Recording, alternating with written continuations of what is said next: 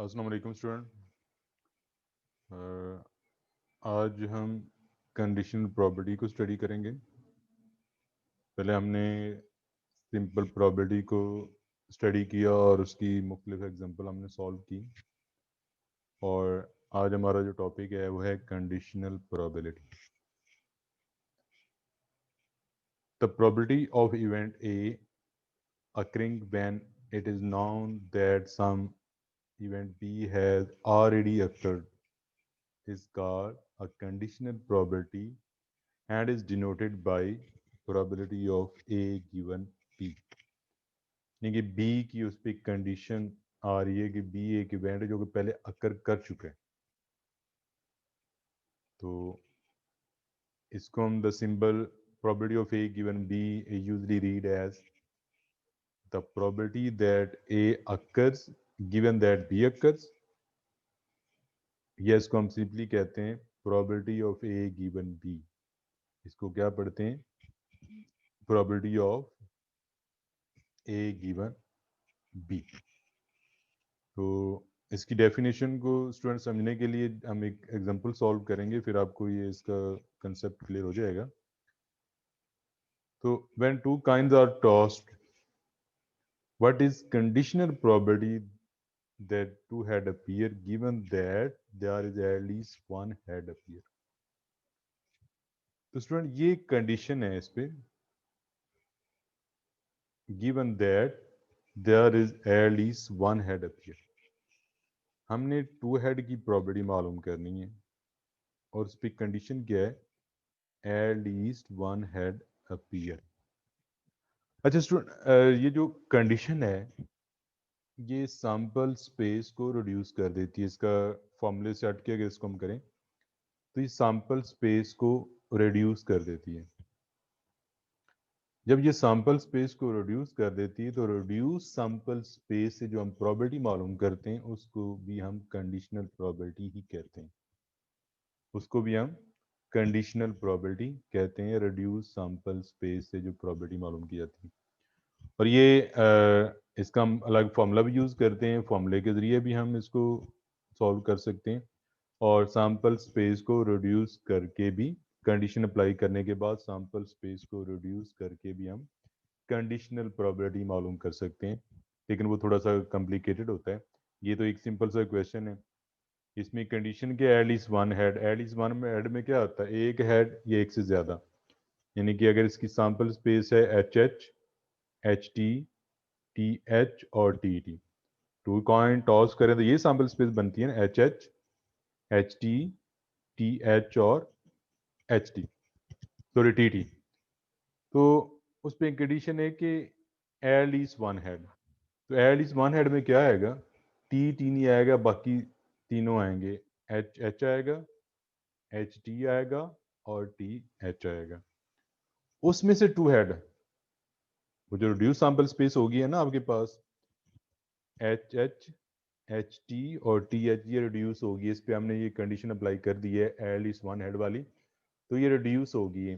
इस reduce sample space से अब आपने प्रोबेबिलिटी मालूम करनी है टू हेड की। तो टू हेड उसमें एक दफ़ा ही आ रहा है, तो उसकी प्रोबेबिलिटी क्या हो जाएगी? 1/3 हो जाएगी। रिड्यूस सैंपल स्पेस अब हमारे पास 3 रहेगी, और टू हेड वन टाइम आ रहा है तो उसकी प्रोबेबिलिटी क्या हो जाएगी? 1/3 हो जाएगी। ये तो स्टूडेंट हो गया रिड्यूस सैंपल स्पेस को यूज करते हुए प्रोबेबिलिटी मालूम करना। अब देखें, आपने कॉइन टॉस किए, टू कॉइन, ये सैंपल स्पेस है और एन एस क्या आ रहा है? 4 आ रहा है। अच्छा, अभी मैं जो रिड्यूस सैंपल स्पेस की बात कर रहा था वो ये चीज थी कि आपने जब रिड्यूस करेंगे तो ये आपके पास ये चीज रह जाती है, क्योंकि एट इज वन हेड की कंडीशन है ना। तो एट इज वन हेड में क्या आता है? वन हेड या वन से ज्यादा। तो टी एच, एच डी और एच एच। तो इसको अगर रिड्यूस करेंगे तो ये तीन चीजें हमारे पास, तीन आउटकम ये वाले रह जाएंगी। और इसमें head, two head one time आ रहा है, इसमें टू हेड वन टाइम आ रहा है, तो वो क्या हो जाएगा? 1/3 हो जाएगा। लेकिन स्टूडेंट मैं फॉर्मूले के जरिए करने लगा हूँ, तो एन एस इसका 4 आ गया।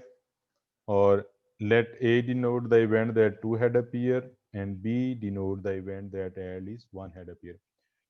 मैंने टू हेड जो इवेंट है उसको मैंने A का नाम दे दिया है, और एटलीस्ट वन हेड को मैंने बी का नाम दे दिया है। ठीक है, तो स्टूडेंट ए में आपके पास एच एच आएगा क्योंकि ये क्या था, टू हेड एक दफे आ रहा है। बी में आपके पास आएगा एच टी टी एच, और यहाँ पे इसको स्टूडेंट ये गलती से ये लिखा गया है एटलीस्ट वन हेड में, ये नहीं आता, यहाँ पे एच एच आता है, तो इसको हम चेक। जी स्टूडेंट, ए में टू हेड और बी में at least one head. At least one head का मतलब एक से ज़्यादा, तो यानी कि एक हेड या टू हेड। पहले यहाँ पे टी टी गलती से लिखा हुआ था, तो बी इसको, अब इसका इंटरसेक्शन क्या होगा, इन दोनों में कॉमन क्या आ रहा है, एच एच।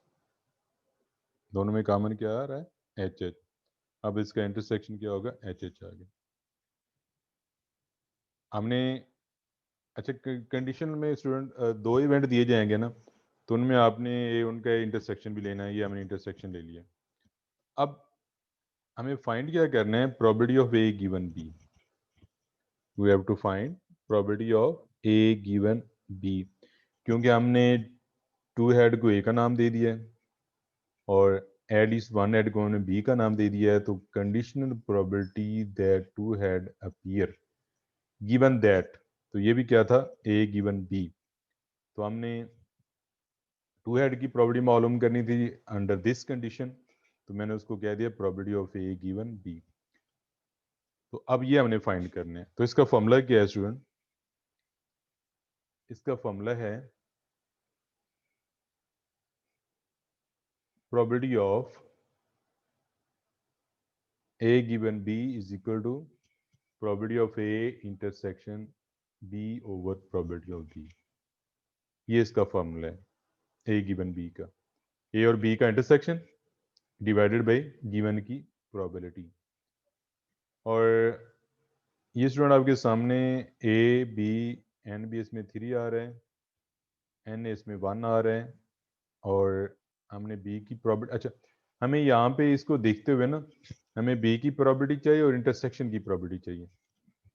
तो देखें, हमने बी की प्रोबेबिलिटी मालूम की 3/4, और इसका जो इंटरसेक्शन पीछे हमने निकाला था एच एच, उसकी प्रोबेबिलिटी मालूम की 1/4, और उसके बाद हमारे पास ये कंडीशनल प्रोबेबिलिटी का फॉर्मूला है ए गिवन बी, तो intersection 1/4, probability of B 3/4, 4 cancel होगा तो ये 1/3 आ गया।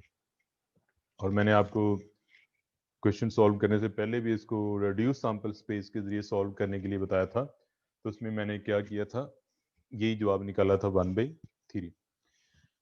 तो स्टूडेंट जो हमारा फार्मूला है probability of A given B is equal to इन दोनों का इंटरसेक्शन डिवाइडेड बाई गिवन की प्रोबेबिलिटी।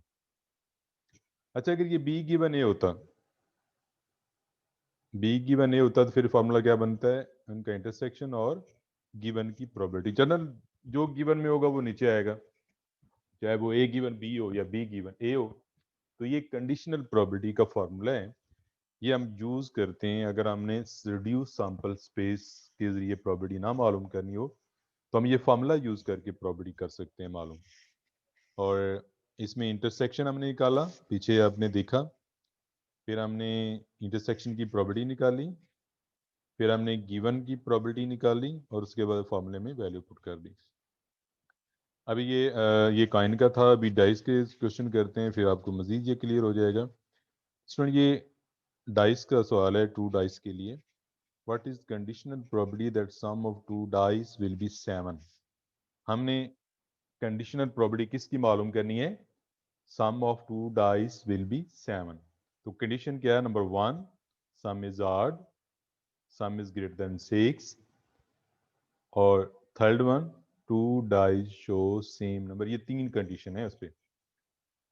तो अगर 3 कंडीशन है तो हम पहले इस पार्ट को सॉल्व करते हैं, फिर ये सम इज ग्रेटर देन 6 को करेंगे, और फिर हम करेंगे 2 डाइस शो सेम नंबर। तो सबसे पहले तो किसकी कंडीशनल प्रॉपर्टी मालूम करनी है? Sum of two dice will be 7 की। हमने कंडीशनल प्रॉपर्टी मालूम करनी है टू डाइस का सम 7 हो। उसको मैंने ए का नाम दे दिया, ए इवेंट का नाम दे दिया। सम इज ऑड को मैंने बी का नाम दे दिया, इसको सी का नाम और इसको डी का नाम, ये इस तरह नाम आपने दे देने। हाँ, ये सैंपल स्पेस आ गई।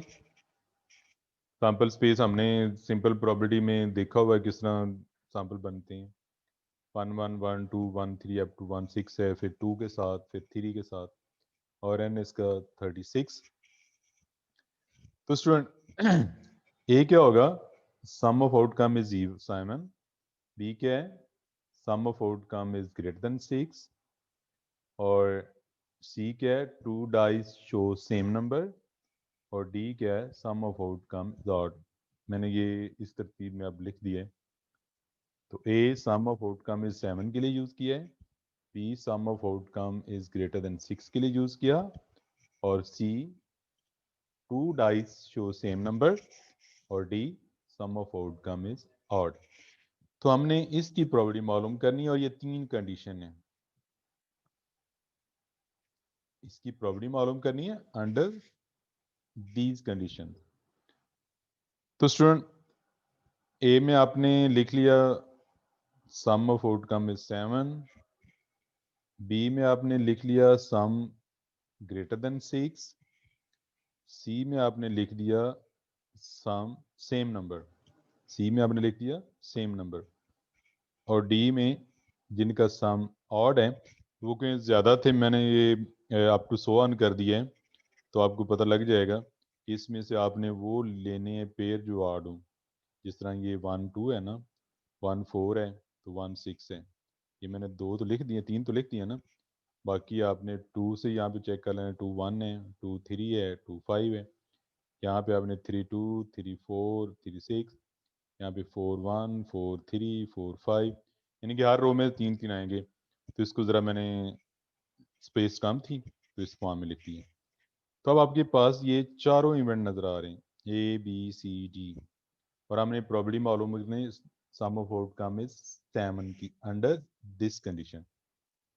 तो स्टूडेंट आपने ए का बी के साथ इंटरसेक्शन लेना है एक दफ़ा ने ए का सी के साथ इंटरसेक्शन लेना है, और एक दफ़ा हमने ए का डी के साथ इंटरसेक्शन लेना है। जैसा कि आपको पता है कि इसका फॉर्मूला क्या है, probability of A given B is equal to probability of A intersection B over probability of B.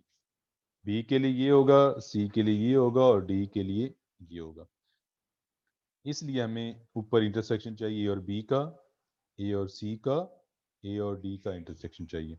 और आपको पता है हमने पीछे डिस्कस किया, तो गिवन की प्रॉपर्टी पे हम डिवाइड करते हैं। अब हमें क्या क्या चाहिए? बी और सी और डी की प्रॉपर्टी चाहिए,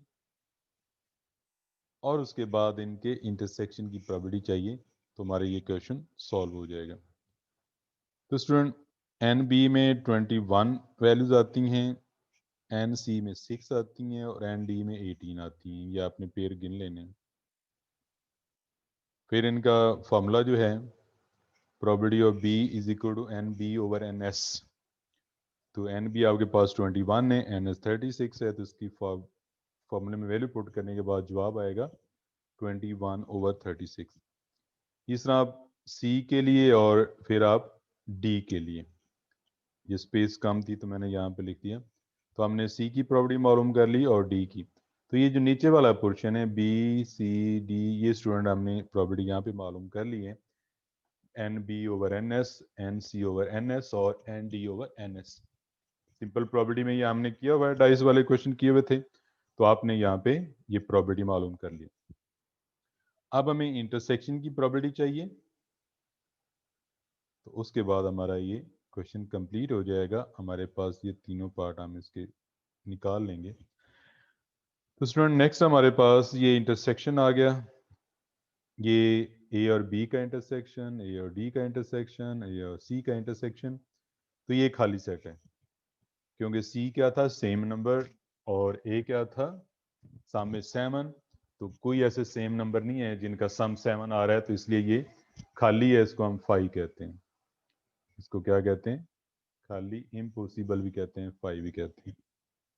तो अब आपने इसमें 6 वैल्यू आ रही हैं, इसमें भी 6 वैल्यू आ रही हैं, और इसमें कोई वैल्यू नहीं आ रही, खाली 0 यानी। अब आपने इंटरसेक्शन की प्रॉपर्टी मालूम करनी है ए इंटरसेक्शन बी के लिए, this over N S, A D के लिए एन इंटरसेक्शन डी ए के साथ और एस, और फिर ये 0 आ जाएगा क्योंकि ये इम्पॉसिबल है, फाई है, यहाँ पे 0 आ रहा है, वैसे ही ऊपर 0 रखें, नीचे 36 पे डिवाइड करें 0 आ जाता है। तो ये मेरे पास इंटरसेक्शन की प्रॉपर्टी आ गई, ये मैंने डायरेक्टली यहाँ पे 0 लिख दिया। जी स्टूडेंट, अब आपके पास फॉर्मूला क्या है, ए गिवन बी, ये हमने निकाला 6/36 और बी की वैल्यू हमने पीछे निकाली हुई है, इसको सॉल्व करेंगे तो 2/7। फिर नेक्स्ट पार्ट है ए गिवन सी, जब मेरे पास ये इंटरसेक्शन 0 है तो ये सारा साफ ज़रा 0 हो जाएगा, तो ए गिवन सी क्या आ जाएगा 0। और ए गिवन डी, ये इंटरसेक्शन की प्रॉपर्टी मेरे पास 6/36 है, और डी मैंने पीछे निकाला था 18/36, तो ये आपके पास क्या आ गया 1/3 आ गया। तो ये स्टूडेंट कंडीशनल प्रॉपर्टी का क्वेश्चन हमने डाइस की सूरत में किया। अब आपको पता लग रहा है कि हमने किसको किस तरह कंडीशन अप्लाई करनी है।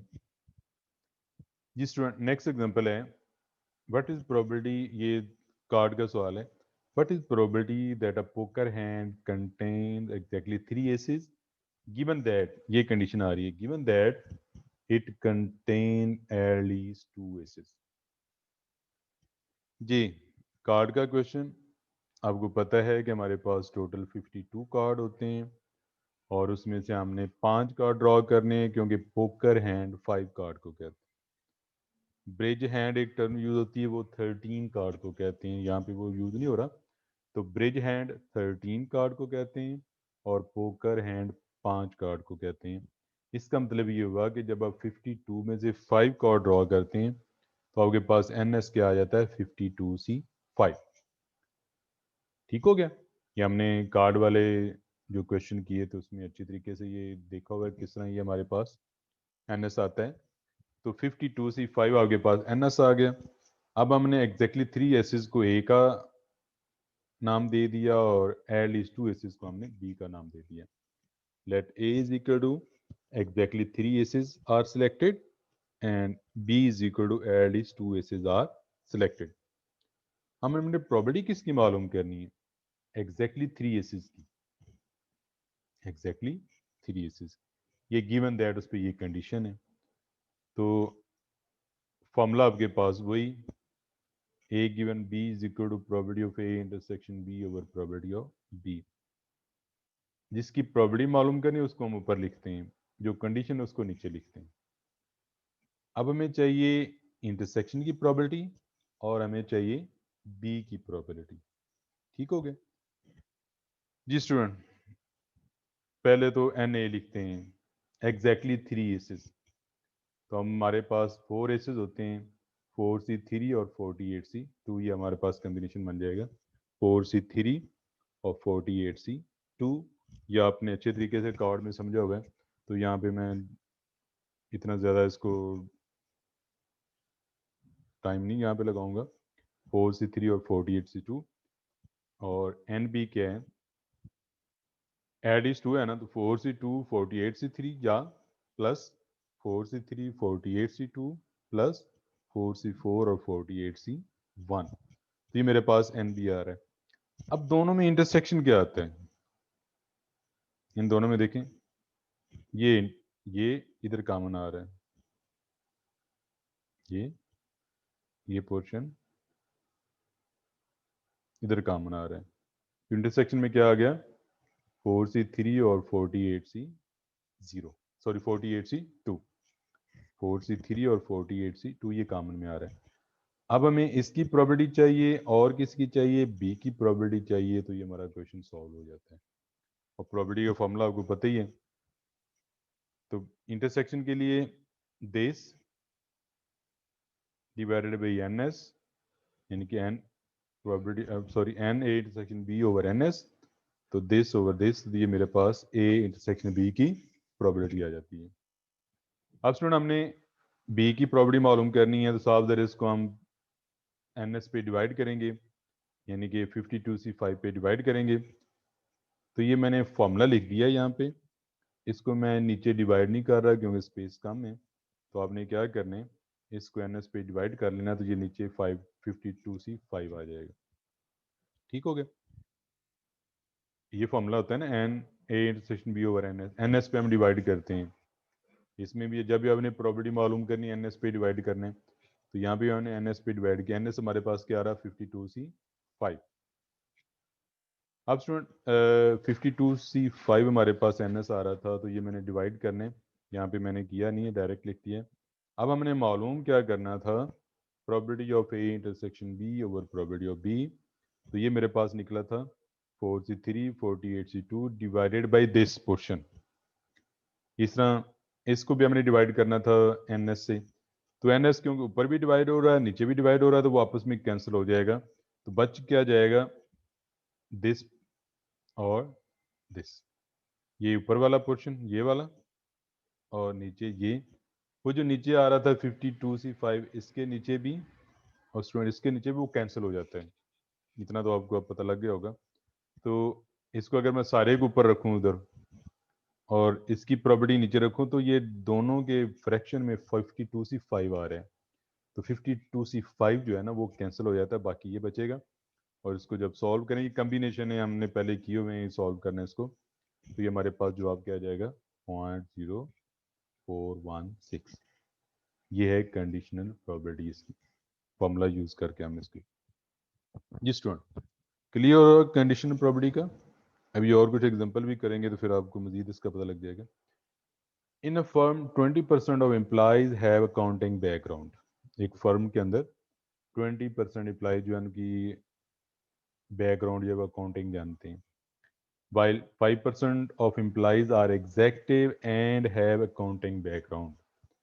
5% ऐसे हैं जो एग्जेक्टिव हैं और उनकी बैकग्राउंड क्या अकाउंटिंग है, वो अकाउंटिंग जानते हैं। If an employee has accounting background, ये कंडीशन आ गई, if an employee has accounting background, what is probability that employee is executive? What is probability that employee is executive? जिस स्टूडेंट यहाँ पे यस नहीं आना था,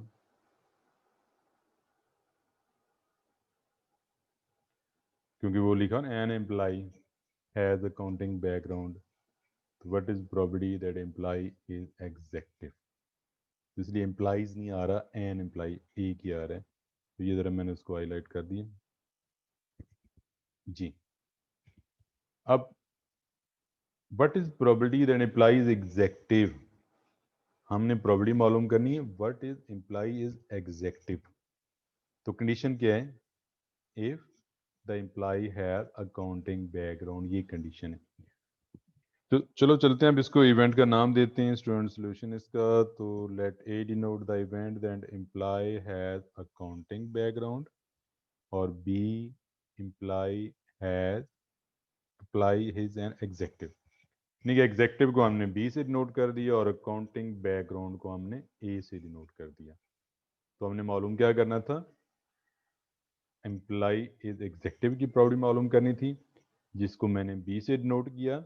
तो मेरे पास ये क्या हो जाएगा, अभी इसका ए अकाउंटिंग बैकग्राउंड, तो वो 20% है, यानी कि अकाउंटिंग बैकग्राउंड है। और ये है employees executive and accounting background. ये एंड आ रहा है दो इवेंट के दरमियान, तो इंटरसेक्शन होता है। तो ये इंटरसेक्शन बी क्या है, वो 5% है या 0.05, क्योंकि हमने अकाउंटिंग बैकग्राउंड को ए का और एग्जेक्टिव को हमने बी का, दोनों के दरमियान एंड आ रहा है, तो इंटरसेक्शन वाली प्रॉपर्टी अप्लाई होगी। तो ये 5%। अब हमने मालूम क्या करने हैं, बी गिवन ए। अब पीछे अपने क्वेश्चन में देखो ए गिवन बी, क्योंकि मैंने इवेंट का नाम दे दिया, उसके बाद मैंने मालूम क्या करना है, मालूम करना है B denote the event that, इसकी एग्जेक्टिव की प्रॉपर्टी मालूम करनी है। और जो गिवन कंडीशन होती है वो नीचे आती है। इस दफ़ा मैंने उसको थोड़ा चेंज कर दिया है, मैं ये भी कर सकता था कि इसको मैं ए का नाम दे देता, इसको मैं बी का नाम, ये आपकी अपनी मर्जी है। तो मैंने थोड़ा सा ये बताने के लिए बी गिवन ए और ए गिवन बी, तो मैंने जिसकी प्रॉपर्टी मालूम करनी है उसको मैंने बी से डिनोट किया है। तो जो कंडीशन है उसको मैंने ए से डिनोट किया है। तो मेरे पास क्या हो गया, बी गिवन ए, दोनों के ऊपर इंटरसेक्शन सेम होगा, वही चीज़ वहाँ पे थी। गिवन वाली जो कंडीशन है उस पर हम डिवाइड करेंगे, यहाँ पे वही काम कर रहे हैं, वहाँ पे भी जो कंडीशन थी उसमें डिवाइड कर रहे थे, यहाँ पे हम उससे डिवाइड कर रहे हैं। तो अब हमारे पास देखें ए की प्रॉपर्टी भी है, इंटरसेक्शन की प्रॉपर्टी भी है, जस्ट आपने फार्मूले में वैल्यू पुट कर देनी है। तो मेरे पास ये क्या आ जाएगा, 0.025 या 25%। तो ये एक और एग्जांपल होगी स्टूडेंट कंडीशनल प्रॉपर्टी की, और उम्मीद है कि ये आपको इसकी समझ आ गई होगी। तो मेरा ख्याल आज इतना ही काफ़ी है। ये डिपेंडेंट और इंडिपेंडेंट इवेंट्स और बाकी कुछ एग्जांपल हम नेक्स्ट लेक्चर में करेंगे। तो आज हमने कंडीशनल प्रॉपर्टी को कवर किया, उसकी एग्जांपल वगैरह की, और इसकी प्रैक्टिस कीजिएगा, और उम्मीद है कि इसकी आपको समझ आ गई होगी। और अगर कोई प्रॉब्लम हो तो आप शेयर कर सकते हैं, और इसको एक दो दफ़ा देखिएगा तब आपको कंडीशनल प्रॉपर्टी की समझ आएगी। थैंक यू, अल्लाह हाफिज़।